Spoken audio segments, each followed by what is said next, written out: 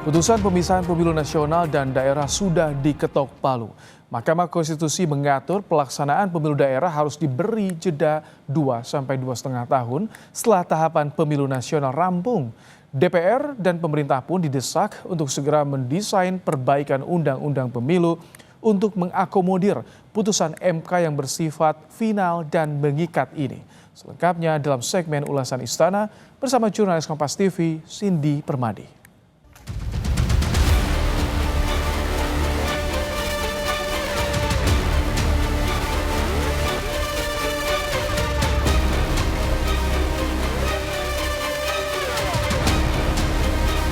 Pemilihan dilaksanakan secara serentak di seluruh wilayah Negara Kesatuan Republik Indonesia untuk memilih anggota Dewan Perwakilan Rakyat Daerah Provinsi, anggota Dewan Perwakilan Rakyat Daerah Kabupaten Kota, dan Gubernur atau Wakil Gubernur, Bupati atau Wakil Bupati, dan Wali Kota atau Wakil Wali Kota yang dilaksanakan dalam waktu paling singkat 2 tahun atau paling lama 2 tahun 6 bulan sejak pelantikan anggota Dewan Perwakilan Rakyat dan anggota Dewan Perwakilan Daerah atau sejak pelantikan Presiden atau Wakil Presiden. Menolak permohonan pemohon untuk selain dan selebihnya.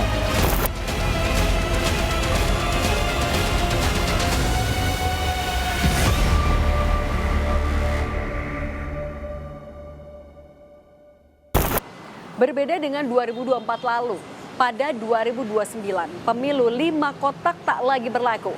Mahkamah Konstitusi memutuskan pemilu yang konstitusional adalah dengan memisahkan pemilu nasional, pemilihan DPD, DPR, Presiden, Wakil Presiden dengan pemilu daerah, DPRD, Gubernur, Bupati, Wali Kota dengan jeda 2 sampai 2,5 tahun.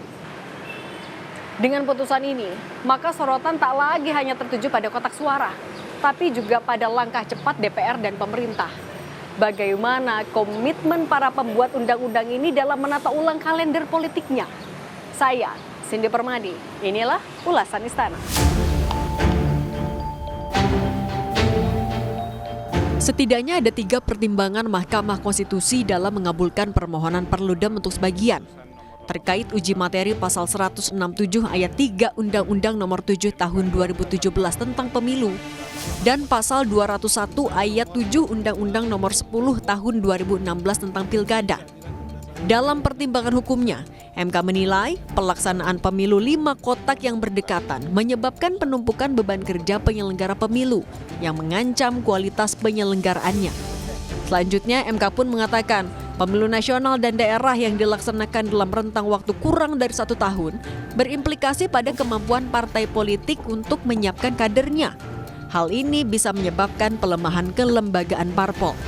Selain itu, pemilu model 5 kotak berdasarkan pengalaman di TPS membuktikan justru memecah fokus pemilih. Pemilu nasional yang berhimpitan dengan pilkada pun dinilai membuat masalah pembangunan daerah justru tak tersentuh karena tenggelam di tengah isu nasional. Pemilihan dilaksanakan secara serentak di seluruh wilayah Negara Kesatuan Republik Indonesia untuk memilih anggota Dewan Perwakilan Rakyat Daerah Provinsi, anggota Dewan Perwakilan Rakyat Daerah Kabupaten Kota, dan Gubernur atau Wakil Gubernur, Bupati atau Wakil Bupati, dan Wali Kota atau Wakil Wali Kota yang dilaksanakan dalam waktu paling singkat 2 tahun atau paling lama 2 tahun 6 bulan sejak pelantikan anggota Dewan Perwakilan Rakyat dan anggota Dewan Perwakilan Daerah atau sejak pelantikan Presiden atau Wakil Presiden. Menolak permohonan pemohon untuk selain dan selebihnya. Demikian diputus dalam rapat pemusatan hakim oleh 9 hakim konstitusi. Mendengar hasil putusan MK, Ketua KPU RI Muhammad Afifuddin tak menampik jika pemilu yang dilaksanakan secara berdekatan ini berdampak pada beban kerja yang lebih tinggi. Ia mengatakan KPU menghormati putusan MK dan berharap putusan ini bisa segera diterjemahkan dalam bentuk undang-undang yang mengakomodir masukan dari semua elemen. Bagi penyelenggara ketika pelaksanaan tahapannya sangat berhimpitan itu bagaimanapun mau tidak mau berdampak terhadap beban yang bersamaan dalam satu waktu. Tetapi kan kami juga tetap akan melaksanakan itu dan pernah melaksanakan itu. Kalaupun ada putusan Mahkamah Konstitusi ini, pertama tentu kita apresiasi, kita hormati, dan yang kedua nanti bagaimana menurunkannya dalam bentuk aturan, undang-undang pemilu dan seterusnya. Sebagai tindak lanjut, pemerintah pun bakal mempelajari konsekuensi teknis serta implikasi lainnya. Apalagi putusan MK ini harus selaras dengan desain keseluruhan sistem pemilu. Dan memang pemisahan antara pemilu nasional dan pemilu lokal kami pelajari menjadi salah satu opsi dari masukan-masukan tersebut. Namun tentunya kan harus sinkron dengan desain keseluruhan sistem pemilu. Nah, karena itu kami akan pelajari, kami akan menyusun satu simulasi kira-kira konsekuensi secara teknis apa saja. Dari sudut pandang parlemen, Wakil Ketua DPR RI Sufmi Dasko Ahmad memastikan pembahasan terkait konsekuensi putusan MK harus dilakukan secara hati-hati. Meski belum menargetkan tenggat waktu penggodokan revisi Undang-Undang Pemilu, namun Dasko bilang DPR akan menghitung waktu yang dibutuhkan untuk merampungkan kajian sebelum tahapan pemilu dimulai. Dalam menyikapi keputusan dari MK yang juga harus disikapi dengan hati-hati karena itu merupakan langkah yang penting.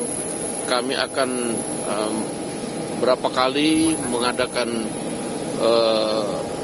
rapat dengan lembaga-lembaga terkait untuk kemudian nantinya tentunya menghasilkan produk yang benar-benar baik. Anggota Dewan Pembina Perkumpulan untuk Pemilu dan Demokrasi atau Perludem, Titi Anggraini, mengingatkan parlemen untuk tidak menunda proses revisi Undang-Undang Pemilu. Titi bilang banyak PR yang harus dituntaskan, seperti masa transisi, perpanjangan anggota DPRD, hingga pengisian kursi penjabat kepala daerah. Tugas ini berdasarkan pengalaman tak pernah bisa selesai dalam waktu singkat. Saya kira itu juga jadi evaluasi mengapa revisi Undang-Undang Pemilu itu tidak boleh ditunda. Apalagi kalau misalnya pembahasannya 2026. Saya mengikuti pembahasan RUU Pemilu sejak lama, tidak akan pernah cukup kalau waktunya itu 1 tahun. Apalagi nanti pasca putusan 135 ini yang akan menjadi perdebatan itu pasti soal misalnya mengatur masa transisi, perpanjangan anggota DPRD, lalu pengisian penjabat. Pengisian penjabat itu tidak boleh diberikan cek kosong hanya kepada presiden atau eksekutif.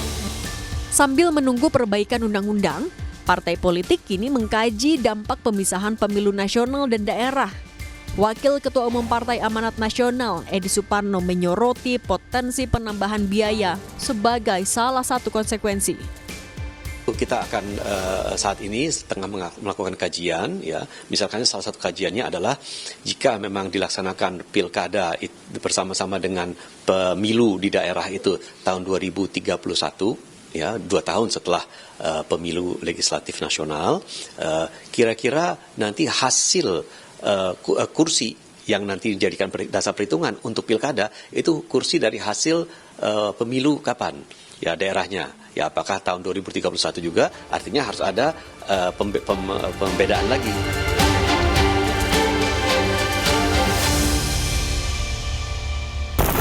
Pemilu serentak yang selama ini dimaknai sebagai pesta demokrasi terbesar di Indonesia bakal mengalami perubahan fundamental. Terlepas dari pro dan kontra, putusan MK ini harus jadi momentum perbaikan sistem pemilu. Real tidak hanya soal aturan teknis, tapi bagaimana bisa menjadi jembatan antara harapan masyarakat dan masa depan negara. Kualitas demokrasi tak hanya diukur dari seberapa sering orang mencoblos atau dicoblos, tapi seberapa kuat integritas dijaga. Luber jurdil tidak boleh hanya sekedar jadi jargon yang diucapkan tiap kampanye atau pemilu. Asas ini harus jadi pengalaman nyata bagi semua warga negara yang memilih dengan yakin dan percaya. Cindy Permadi, Roy Ilman, Kompas TV, Jakarta.